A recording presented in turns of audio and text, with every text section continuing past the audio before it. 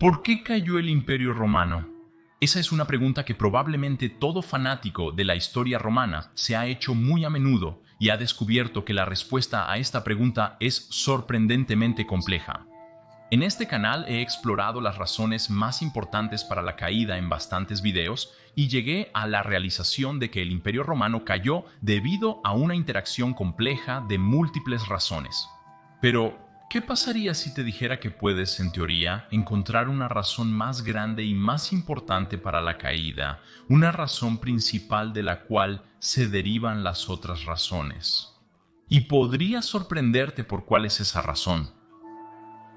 Leemos sobre cómo las invasiones bárbaras causaron la caída de Roma, cómo las guerras civiles causaron la caída, o el cristianismo, o el cambio climático, la disminución de la población, o incluso ideas más descabelladas, como el envenenamiento por plomo.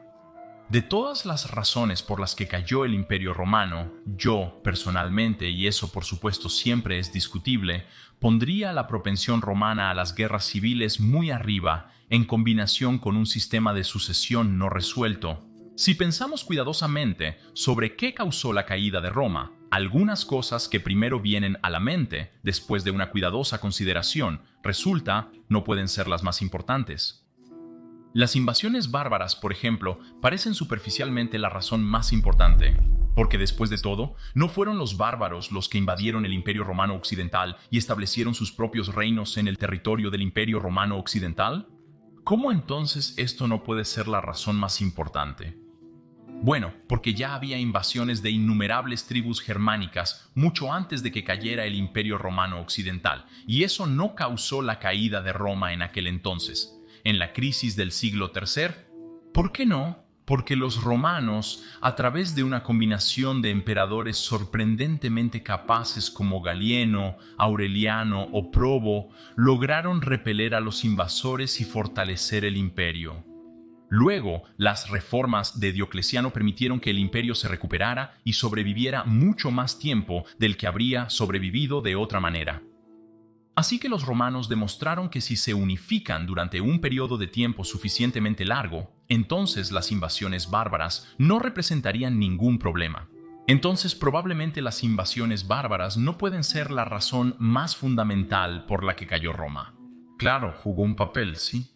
¿Pero fue la razón más importante? Probablemente no. ¿O qué hay de la disminución de la población entonces? Bueno, esto al principio también parece muy plausible, ya que la población del Imperio Romano disminuyó bastante significativamente desde su pico de alrededor de 65 millones de personas a mediados del siglo II hasta solo 50 o 55 millones en los siglos IV y V, mientras que la población de los germanos estaba aumentando al mismo tiempo. Pero eso tampoco puede ser el más importante, porque el Imperio Romano se estabilizó después de que la peste antonina y cipriana ya había diezmado la población. A pesar de eso, los romanos lograron repeler a los invasores germánicos y reunificaron el imperio bajo el legendario emperador Aureliano. ¿Fue el cristianismo? Esto también parece muy convincente al principio, ya que no causó el cristianismo muchos problemas al polarizar a la población en cristianos y paganos, y luego incluso a los propios cristianos en innumerables subsectas que se odiaban entre sí. ¿Y no causó el cristianismo una disminución de la población y un declive en el vigor marcial con su monacato y pacifismo?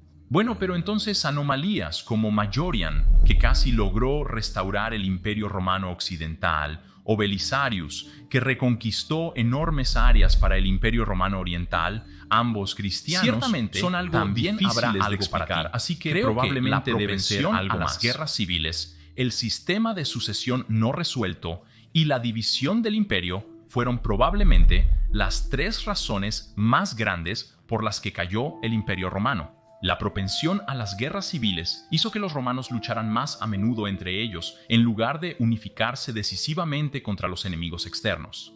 Si los romanos se hubieran unificado en el siglo V contra los germánicos, estos no habrían tenido oportunidad.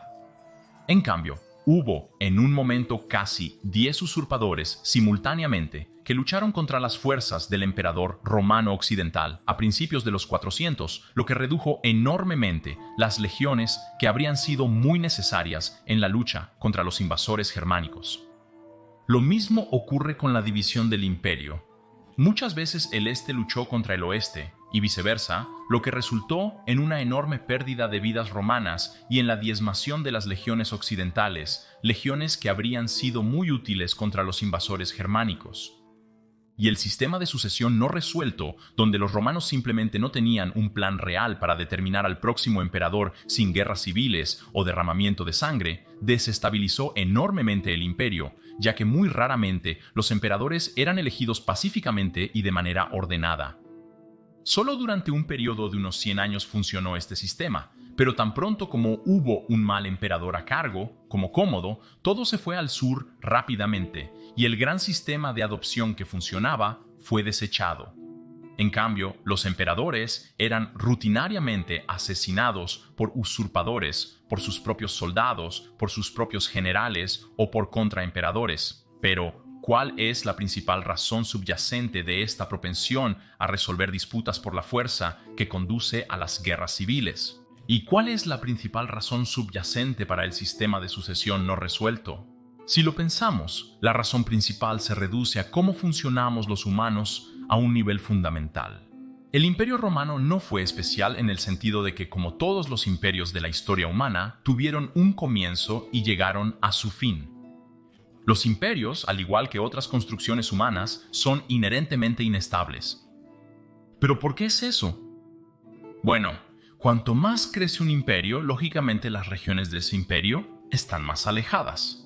En su mayor extensión, el Imperio Romano cubría un área de 5.5 millones de kilómetros cuadrados, que es menor que el área terrestre de los Estados Unidos hoy en día.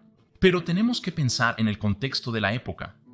Hoy en día, puedes volar de Nueva York a LA en unas pocas horas, y a través de Internet, las personas en un país grande como los Estados Unidos están mucho mejor conectadas. Por lo tanto, con el tiempo puede desarrollarse un sentido de unidad mucho mayor. Por eso en Estados Unidos usualmente no se soluciona cada conflicto con una guerra civil. Pero en Roma básicamente ese era el caso. Siempre había guerras civiles, cada pocos años. El Imperio Romano en realidad casi siempre estaba en un estado de guerra civil perpetua. ¿Por qué? Porque en la antigüedad los tiempos de comunicación y viaje eran mucho más largos, y tan pronto como el imperio enfrentaba algunos problemas, el tribalismo se activaba inmediatamente. Es una característica básica humana. A través de millones de años de evolución, nuestros cerebros se han programado para ese comportamiento, porque en grupos pequeños podemos sobrevivir mucho mejor. Pero eso también puede ser un problema, porque tan pronto como hay desacuerdo, como a menudo sucedía en Roma, inmediatamente teníamos muchos grupos diferentes que todos pensaban que su respectiva solución sería la mejor. Así que ese tribalismo llevó a diferentes facciones rivales luchando entre sí, este emperador y sus soldados contra aquel otro con sus soldados. Tribu contra tribu, básicamente. Pero no solo el cerebro humano tiende al tribalismo, lo que crea todo tipo de problemas. El principal, por supuesto, es la guerra civil. Pero por supuesto, el sistema de sucesión no resuelto también podría verse como una especie de tribalismo. Prácticamente cada emperador quería establecer su propia dinastía. Dinastía Julio-Claudia, dinastía Antonina, dinastía Severa, dinastía Constantiniana, dinastía Teodosiana, y así sucesivamente. Poniendo a personas de tu propio clan, tu propia tribu, si quieres, en el trono y así asegurando que tu tribu continuaría aferrándose al poder, poniendo a tu propia tribu por encima del bienestar del imperio. Al final, diría que el tribalismo evolutivo innato de los humanos, en combinación con el comportamiento egoísta, es lo que causó la caída de Roma. El tribalismo y el egoísmo son, por desagradables que a veces puedan ser, están programados en nuestros cerebros por millones de años de brutal evolución. Esos mecanismos fueron muy útiles en la Edad de Piedra, pero ahora ya no tanto. El tribalismo y el egoísmo todavía están en juego incluso hoy en día, todavía causando enormes problemas, como podemos ver a diario. Nos sirvieron bien para sobrevivir a la dura brutalidad de la Tierra, pero el mismo mecanismo que nos permitió sobrevivir durante millones de años es el que destruye imperios. Porque si ponemos nuestras propias necesidades egoístas por encima de las necesidades de muchos, bueno, entonces esto normalmente no termina bien para este gran constructo llamado imperio. Porque cuanto más crece un imperio, más facciones tendrá que actúan a todos los efectos como tribus. y todos piensan que tienen razón, y solo ellos y los demás están equivocados, y eso crea inestabilidad, guerras civiles y el asesinato de a veces excelentes emperadores. Para mí, entonces, el cerebro humano en sí, la forma en que estamos programados, es la razón más importante por la que cayó el Imperio Romano y por qué caen todos los imperios. Nosotros hoy, sin embargo, tenemos la ventaja de que estamos mucho mejor conectados de lo que los romanos jamás estuvieron. Podemos hablar con otras personas alrededor del mundo, volar a cualquier lugar rápidamente. Por lo tanto, podemos superar nuestra tendencia al tribalismo y al egoísmo hasta cierto punto. Al menos, sinceramente espero que podamos. Si disfrutas mis videos, considera apoyarme en Patreon o con una membresía de YouTube. Estaría súper agradecido porque solo gracias a nuestros increíbles Patreons y miembros de YouTube es posible este canal. Muchas gracias por tu apoyo. Y por supuesto, por favor, da like y suscríbete para que no te pierdas ningún video futuro sobre la fascinante era del tardío Imperio Romano. Por supuesto, agradezco a quienes apoyan a Majorianus de cualquier manera, ya sea por Patreon, membresía de YouTube, donación de PayPal o simplemente viendo.